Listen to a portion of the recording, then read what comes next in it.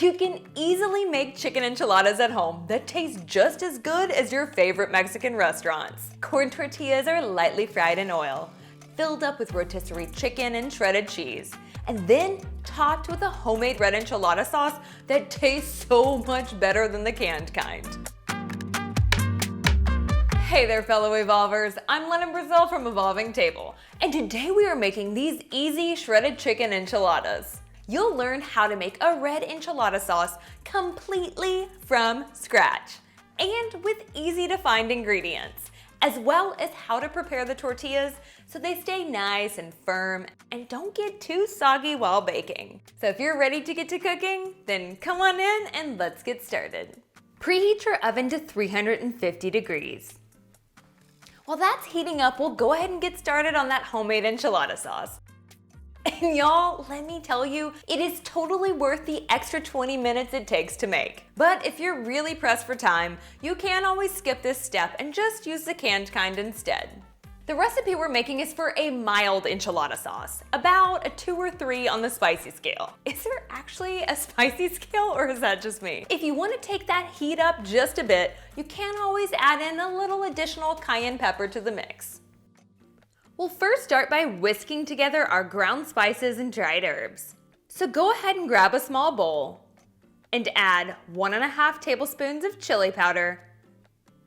You can mix this up and use 2 to 3 different types of chili powder if you have them available.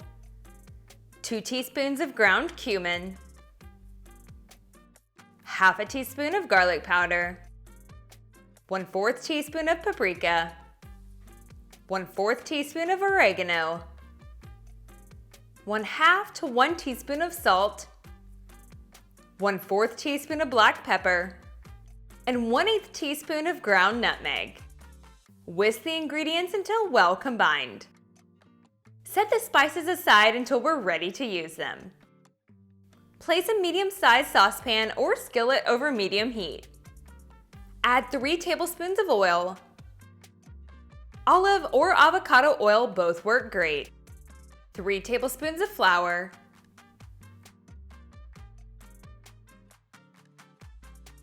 A gluten-free all-purpose blend may also be used. And the mixed seasoning ingredients. Whisk all of the ingredients together and continue stirring for 2 minutes. Pour in ½ cup of chicken broth and add 2 tablespoons of tomato paste. Whisk until smooth. Pour in the remaining 1½ cups of chicken broth over the course of 5 minutes, whisking until smooth after each addition.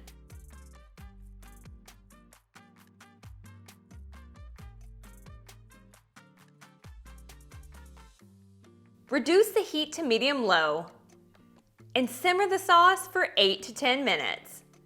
Make sure to whisk it every 1 to 2 minutes to prevent burning. You should end up with about 2 cups of enchilada sauce. Spray a large 13 by 9 inch baking dish with nonstick cooking spray.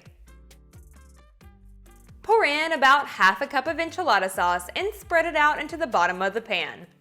Set the remaining sauce aside until we're ready to use it.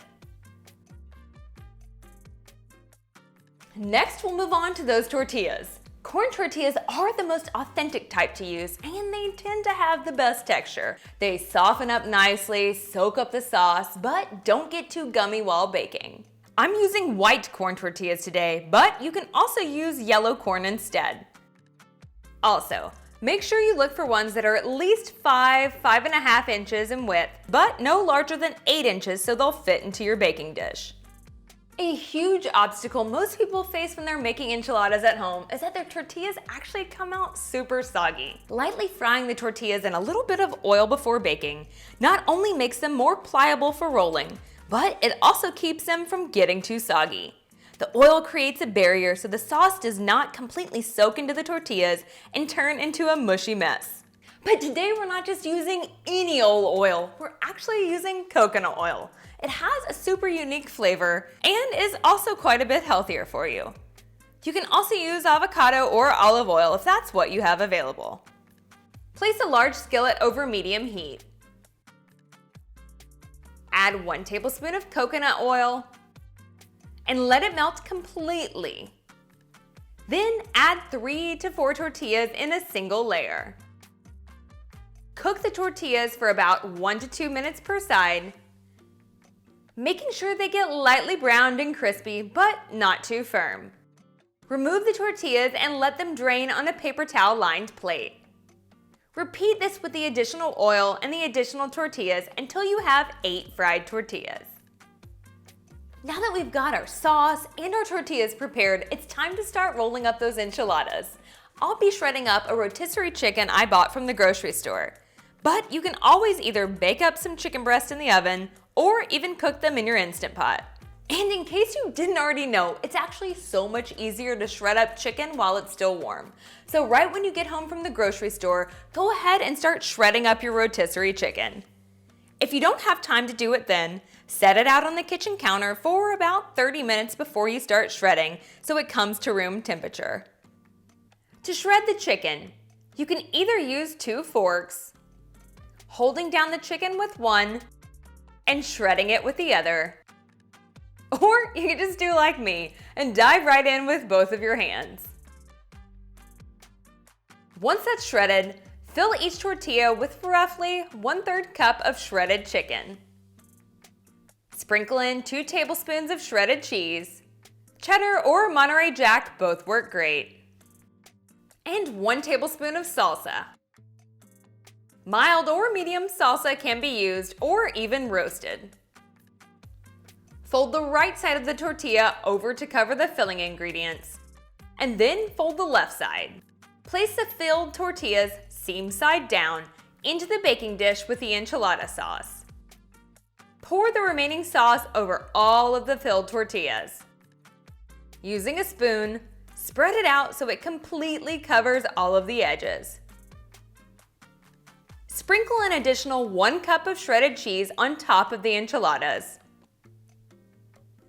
Cover the baking dish with a piece of aluminum foil. And bake the enchiladas in the preheated 350-degree oven for 22 to 25 minutes. If you'd like, you can remove the foil from the baking dish during the last 5 minutes of cooking so the edges can crisp up. Let the enchiladas sit at room temperature for 5 minutes before serving. And you can serve them with a little sprinkle of fresh cilantro.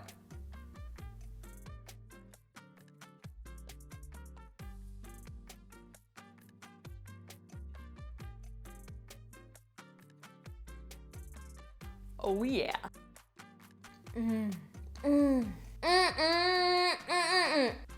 Y'all, I think we have got some enchiladas on our hands that will rival your favorite restaurants. And if you want a few more authentic Mexican dishes, make sure you check out these other easy homemade recipes. Thanks so much for hanging out. I'll see you in the next one.